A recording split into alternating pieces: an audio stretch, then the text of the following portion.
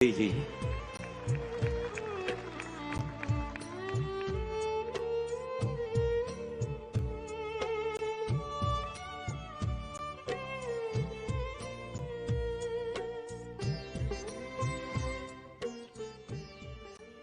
जय स्वामीनारायण। जय स्वामीनारायण।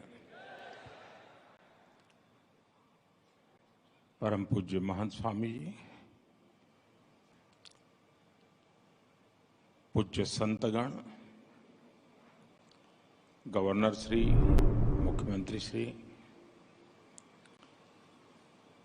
और उपस्थित सभी सत्संगी परिवारजन,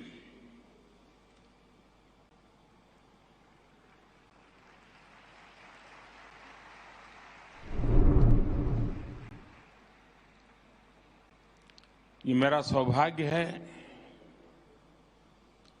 कि मुझे इस ऐतिहासिक कार्यक्रम में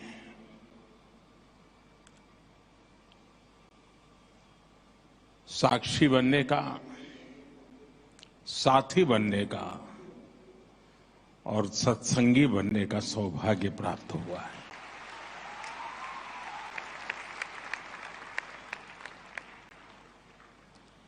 इतने बड़े स्तर पर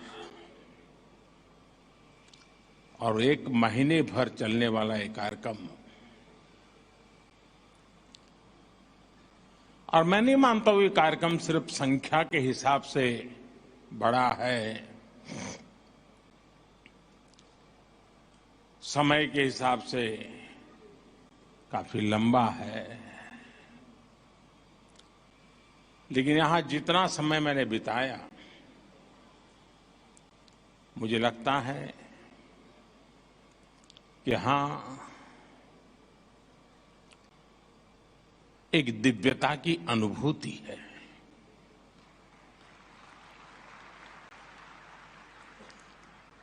यहां संकल्पों की भव्यता है। यहां अबाल वृद्ध सबके लिए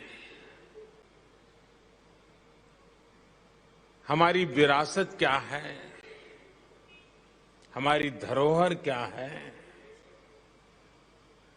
हमारी आस्था क्या है, हमारा अध्यात्म क्या है, हमारी परंपरा क्या है, हमारी संस्कृति क्या है, हमारी प्रकृति क्या है, इन सबको इस परिसर में समेटा हुआ है। यहां भारत का हर रंग दिखता है।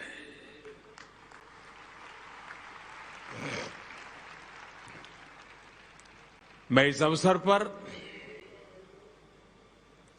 सभी पूज्य संतगण को इस आयोजन के लिए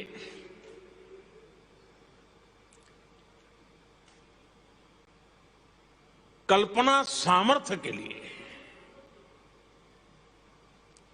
और उस कल्पना को चरितार्थ करने के लिए जो पुरुषार्थ किया है, मैं उन सब की चरण वंदना करता हूं, हृदय से बधाई देता हूं और पूज्य महंत स्वामी जी के आशीर्वाद से इतना बड़ा भव्य आयोजन और ये देश और दुनिया को आकर्षित करेगा, इतना ही नहीं है, ये प्रभावित करेगा, ये आने वाली पीढ़ियों को प्रेरित करेगा।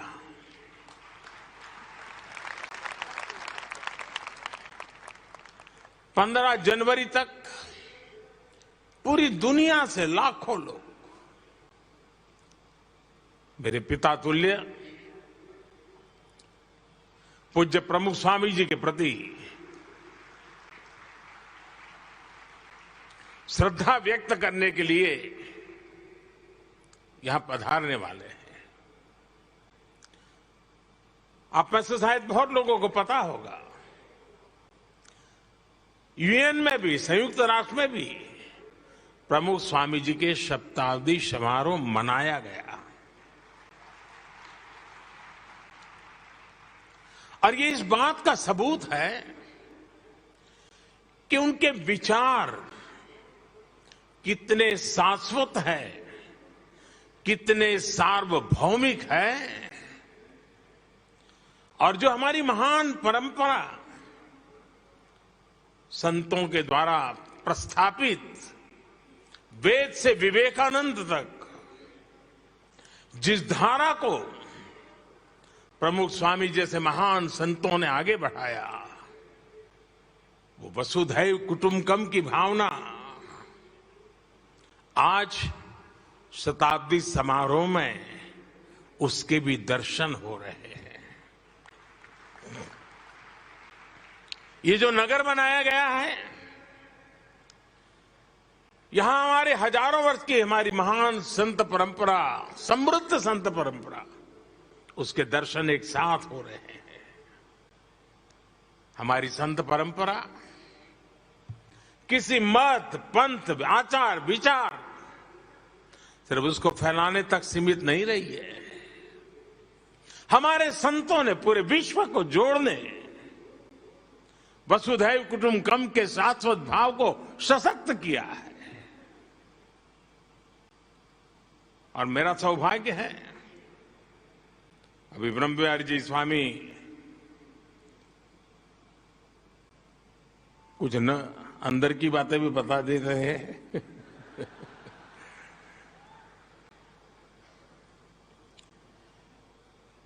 बाल्यकाल से ही एक मेरे मन में कुछ ऐसे ही क्षेत्रों में आकर्षण रहा,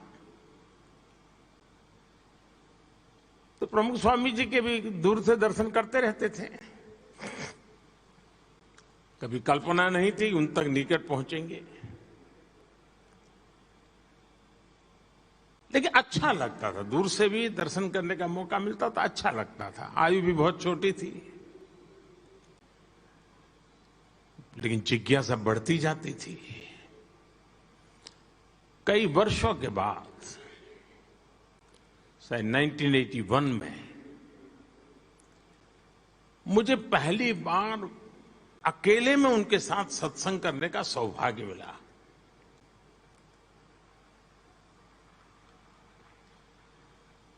और मेरे लिए सरप्राइज था कि उनको मेरे विषय में थोड़ी बहुत जानकारी उन्होंने इकट्ठी करके रखी थी।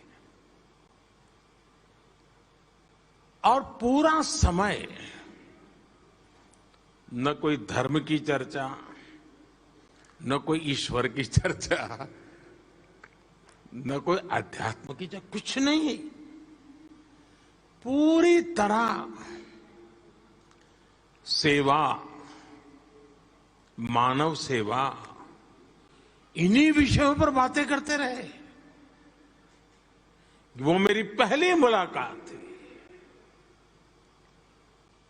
और एक एक शब्द मेरे हृदय पटल पर अंकुरित होता जा रहा था। और उनका एक ही संदेश था कि जीवन का सर्वोच्च लक्ष्य सेवा ही होना चाहिए। अंतिम सांस तक सेवा में जुटे रहना चाहिए। हमारे यहां तो शास्त्र कहते हैं नर सेवा ही नारायण सेवा है, जीव में ही शिव है।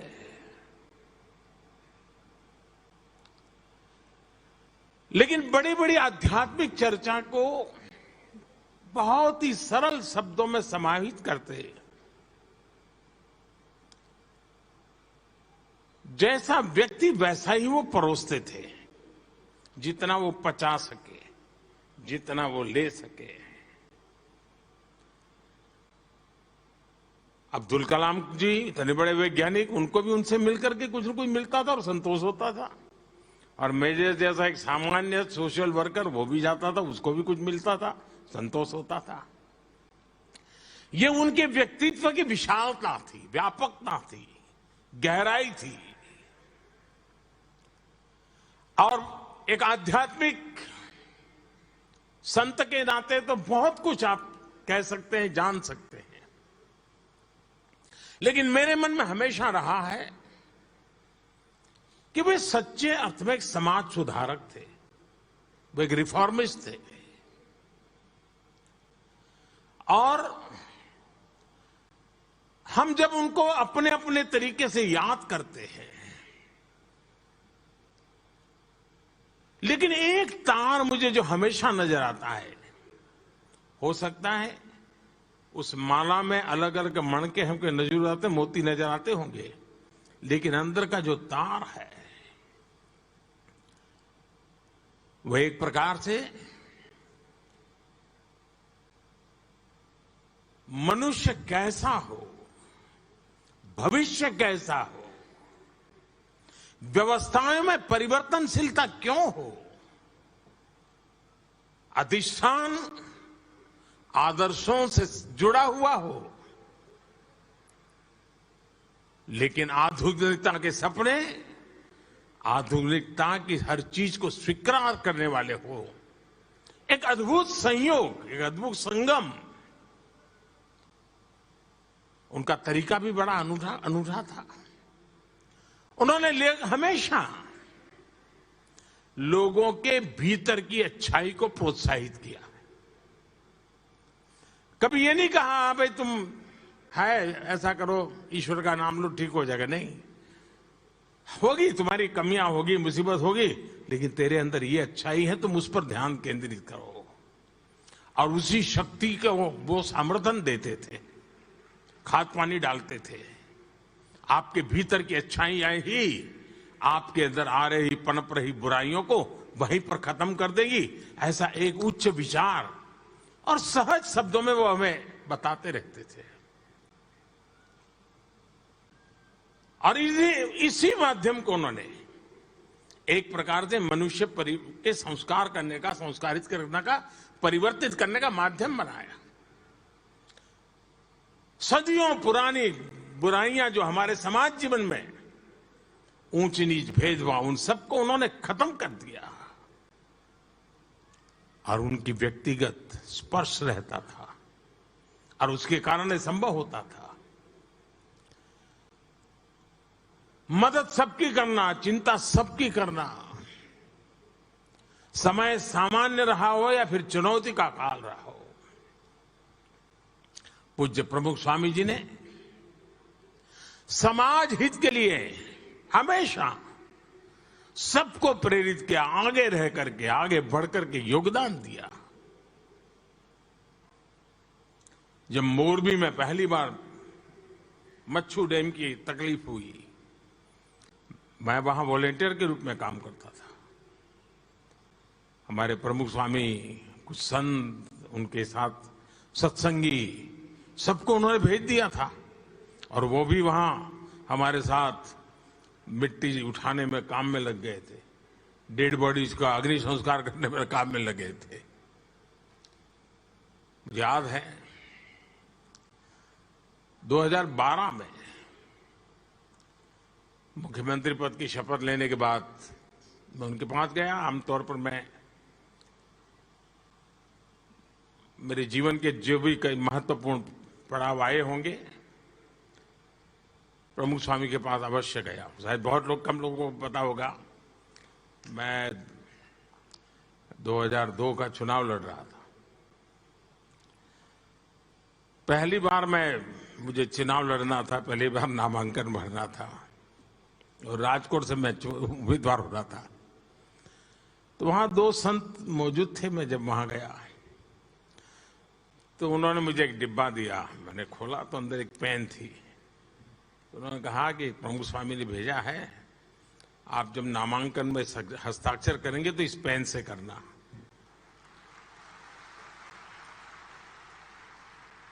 अब वहां से लेकर मैं काशी चुनाव के लिए गया, एक भी चुनाव ऐसा नहीं है जब मैं नामांकन करने गया और उसके लिए मुझे हस्ताक्षर करने के लिए पेन पूज्य प्रमुख स्वामी जी के व्यक्ति आकर के खड़े न हुआ। और जब काशी गया तब तो मेरे लिए सरप्राइज था, उस पेन का जो कलर था वो बीजेपी के झंडे के कलर का था। ढक्कन उसका जो था वो ग्रीन कलर का था और नीचे का हिस्सा ऑरेंज कलर का था। मतलब पहले कई दिनों से उन्होंने संभाल के रखा होगा और याद कर करके उसी रंग की पेन मुझे भेजना, यानी व्यक्तिगत रूप से, वरना उनका कोई क्षेत्र नहीं था कि मेरी इतनी केयर कर रहा। शायद बहुत लोगों का आश्चर्य होगा सुन करके, 40 साल में शायद एक साल ऐसा नहीं गया होगा कि हर वर्ष प्रमुख स्वामी जी ने मेरे लिए कुर्ता पैजामा का कपड़ा न भेजा हो।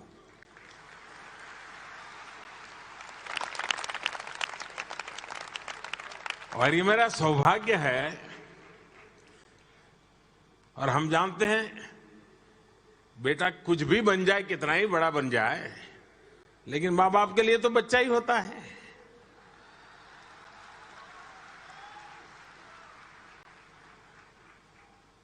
देश ने मुझे प्रधानमंत्री बना दिया, लेकिन जो परंपरा प्रमुख स्वामी चलाते थे, पूज्य भगत स्वामी ने भी, अब तक वो कपड़ा भेजना चालू है।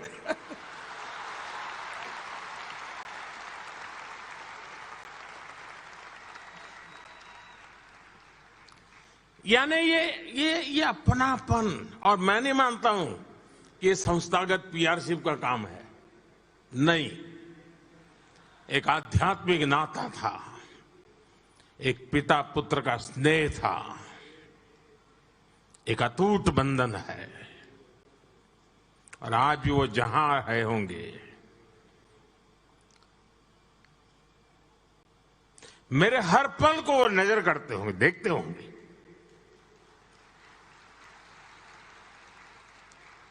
बारीकी से मेरे काम को जांचते होंगे। उन्होंने मुझे सिखाया, समझाया, क्या मैं उसी राह पे चल रहा हूं कि नहीं चल रहा हूं, वो जरूर देखते होंगे।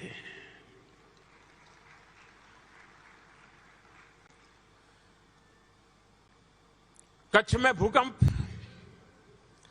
जब मैं वॉलंटियर के रूप में कच्छ में काम करता था, तब तो मेरा मुख्यमंत्री का कोई सवाल ही नहीं उठता था। लेकिन वहां सभी संत मुझे मिले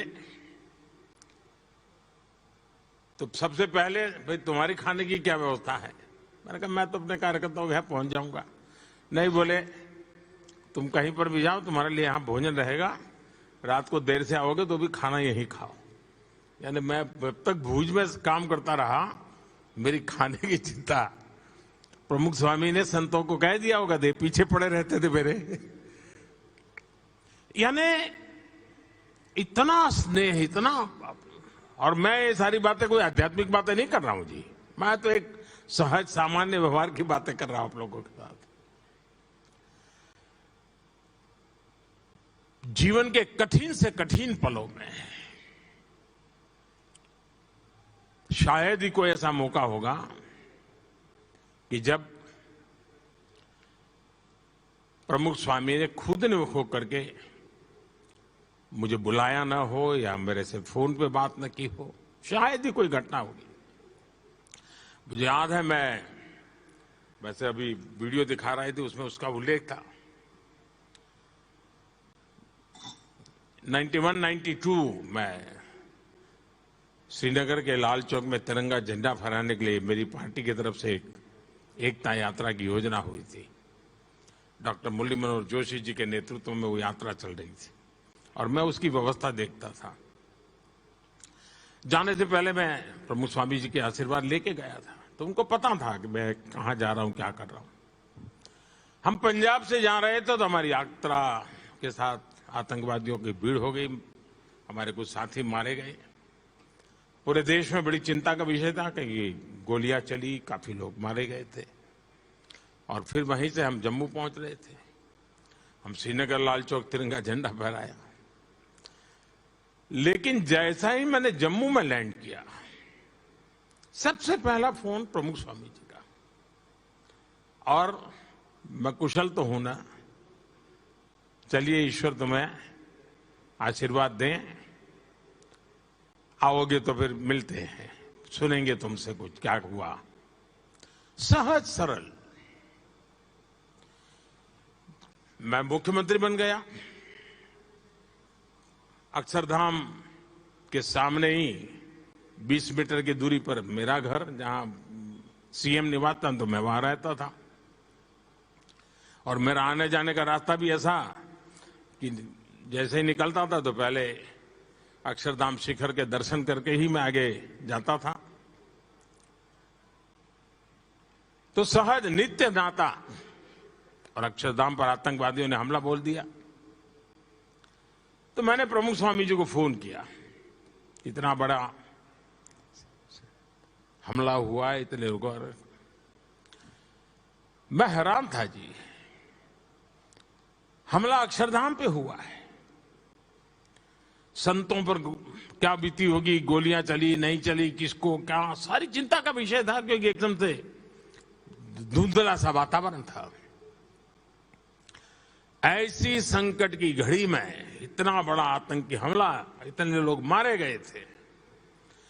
प्रमुख स्वामी जी ने मुझे कहा फोन किया तो, अरे भाई तेरा घर तो सामने ही है, तुम्हें कोई तकलीफ नहीं है ना?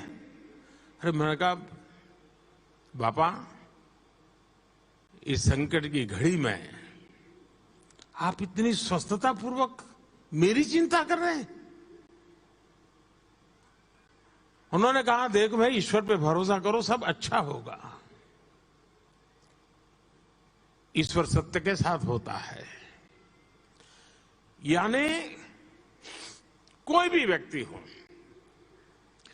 ऐसी स्थिति में मानसिक संतुलन, स्वस्थता, ये भीतर की गहन आध्यात्मिक शक्ति के बिना संभव नहीं है जी। जो प्रमुख स्वामी ने अपने गुरुजनों से और अपनी तपस्या से सिद्ध की थी। और मुझे एक बात हमेशा याद रहती है, हम लोगों को, मुझे लगता है कि वो मेरे लिए पिता के समान थे, आप लोगों को लगता होगा हम आपके गुरु थे। लेकिन मुझे एक और बात की तरफ मुझे ध्यान जाता है, और जब दिल्ली अक्षरधाम बना तब मैंने इस बात का उल्लेख भी किया था, क्योंकि मुझे किसी ने बताया था कि योगी जी महाराज की इच्छा थी कि यमुना के तट पे अक्षरधाम का होना जरूरी है। अब उन्होंने तो बातों बातों में, योगी जी महाराज के मुंह से निकला होगा, लेकिन वो शिष्य देखिए जो अपने गुरु के इन शब्दों को जीता रहा। योगी जी तो नहीं रहे, लेकिन वो योगी जी के शब्दों को जीता रहा, क्योंकि योगी जी के सामने प्रमुख स्वामी शिष्य थे। हम लोगों को गुरु के रूप में उनकी ताकत दिखती है, लेकिन मुझे एक शिष्य के रूप में उनकी ताकत दिखती है कि अपने गुरु के उस शब्द को उन्होंने जीकर दिखाया। और यमुना के तट पर अक्षरधाम बना करके आज पूरे दुनिया के लोग आते हैं तो अक्षरधाम के माध्यम से भारत की महान विरासत को समझने का प्रयास करते हैं। ये एक युग के लिए किया हुआ काम है, ये युग को प्रेरणा देने वाला काम है। आज विश्व में कहीं पर भी जाइए, मंदिर हमारे यहां कोई नई चीज नहीं है, हजारों साल से मंदिर बनते रहे हैं। लेकिन हमारी मंदिर परंपरा को आधुनिक बनाना, मंदिर व्यवस्थाओं को आध्यात्मिकता और आधुनिकता को मिलन करना, मैं समझता हूं कि एक बड़ी परंपरा प्रमुख स्वामी जी ने प्रस्थापित की। बहुत लोग हमारी संत परंपरा के बड़े, नई पीढ़ी के दिमाग में तो पता नहीं क्या क्या कुछ भर दिया जाता है। ऐसा ही मानते हैं। पहले के तो जमाने में कहावत चलती थी, मुझे माफ करना सब सत्संगी लोग, पहले से कहा था भाई साधु बनना है तो संत स्वामीनारायण के बनो, फिर लड्डू बताते थे। यही कथा चलती थी, भाई साधु बनना है तो स्वामीनारायण का बनो, मौज रहेगी। लेकिन प्रमुख स्वामी ने संत परंपरा को जिस प्रकार से पूरी तरह बदल डाला, जिस प्रकार से स्वामी विवेकानंद जी ने रामकृष्ण मिशन के द्वारा संन्यास्त जीवन को सेवा भाव के लिए एक बहुत बड़ा विस्तार दिया, प्रमुख स्वामी जी ने भी संत यानी सिर्फ स्व के कल्याण के लिए नहीं है, संत समाज के कल्याण के लिए हैं। और हर संत को उसलिए उन्होंने तैयार किया। यहां बैठे हुए हर संत किसी न किसी सामाजिक कार्य से निकल करके आए हैं, और आज भी कोई न कोई सामाजिक कार्य का काम उनके जिम्मा है। सिर्फ आशीर्वाद देना और तुमको मोक्ष मिल जाए ये नहीं है। जंगलों में जाते हैं, आदिवासियों के बीच में काम कर रहे हैं। एक प्राकृतिक आपदा हुई तो वॉलेंटियर के रूप में जीवन खपा देते हैं। और ये परंपरा खड़ी करने में पूज्य प्रमुख स्वामी महाराज का बहुत बड़ा योगदान है। वे जितना समय और शक्ति और प्रेरणा देते थे मंदिरों के माध्यम से विश्व में हमारी पहचान बने, उतना ही सामर्थ्य वे संतों के विकास के लिए करते थे।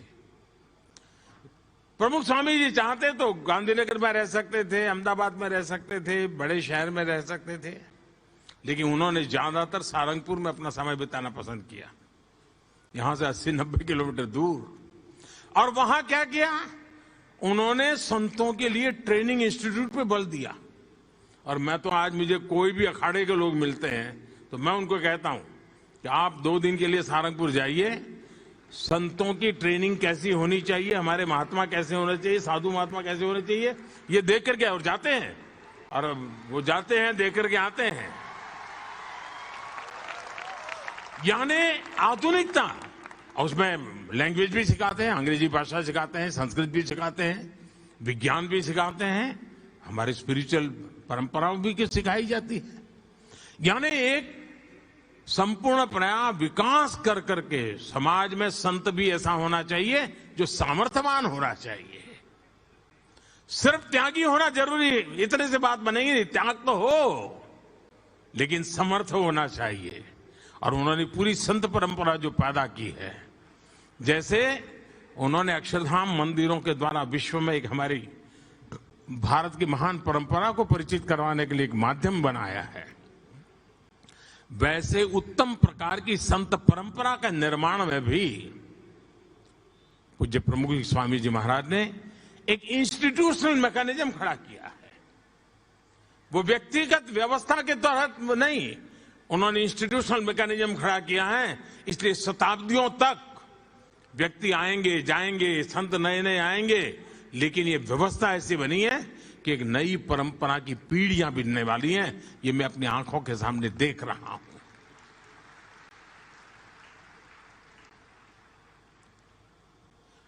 और मेरा अनुभव है, वो देव भक्ति और देशभक्ति में फर्क नहीं करते थे। देव भक्ति के लिए जीते हैं आप, देशभक्ति के लिए जीते हैं, तो उनको लगता है मेरे लिए तो दोनों सत्संगी हुआ करते हैं। देव भक्ति के लिए जीने वाला भी सत्संगी है, देशभक्ति के लिए भी जीने वाला सत्संगी होता है।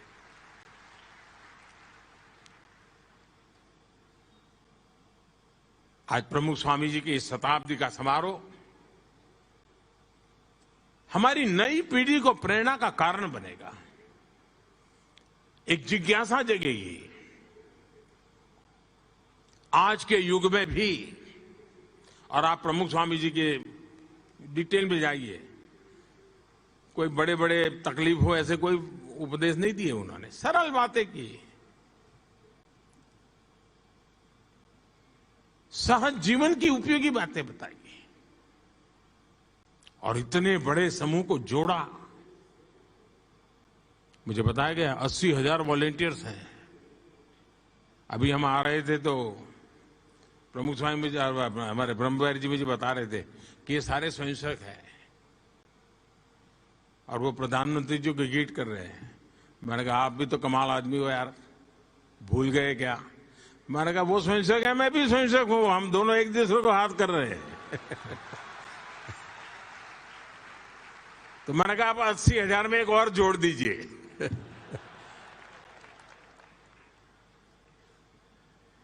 खैर बहुत कुछ कहने को है, पुरानी स्मृतियां इतनी आज मन को छू रही है, लेकिन मुझे हमेशा प्रमुख स्वामी की कमी महसूस होती रही है। और मैं कभी उनके पास कोई बड़ा ज्ञानार्थ कभी नहीं किया मैंने। ऐसे ही अच्छा लगता था, जाके बैठना अच्छा लगता था। जैसे पेड़ के नीचे बैठते, थके हुए हो, पेड़ के नीचे बैठते हुए कितना अच्छा लगता है। अब पेड़ थोड़ा हमको भाषण देता है। मैं प्रमुख स्वामी के पास बैठता था, ऐसा ही लगता था जी, एक बट वृक्ष की छाया में बैठा हूं, एक ज्ञान के भंडार के चरणों में बैठा हूं। पता नहीं मैं इस चीजों को कभी लिख पाऊंगा कि नहीं लिख पाऊंगा, लेकिन मेरे अंतर मन की जो यात्रा है, वो यात्रा का बंधन ऐसी संत परंपरा से रहा हुआ है, आध्यात्मिक परंपरा से रहा हुआ है। और उसमें पूज्य योगी जी महाराज, पूज्य प्रमुख स्वामी महाराज और आज पूज्य महंत स्वामी महाराज, बहुत बड़ा सौभाग्य है मेरा कि मुझे ऐसे सात्विक वातावरण में, तामसिक जगत के बीच में अपने आप को बचा करके काम करने का ताकत मिलती रहती है, लेकिन निरंतर प्रभाव मिलता रहता है। और इसी के कारण राजसी भी नहीं बनना है, तामसी भी नहीं बनना है, सात्विक बनते हुए चलते रहना है, चलते रहना है, चलते रहना है। आप सबको बहुत बहुत शुभकामनाएं। जय स्वामीनारायण।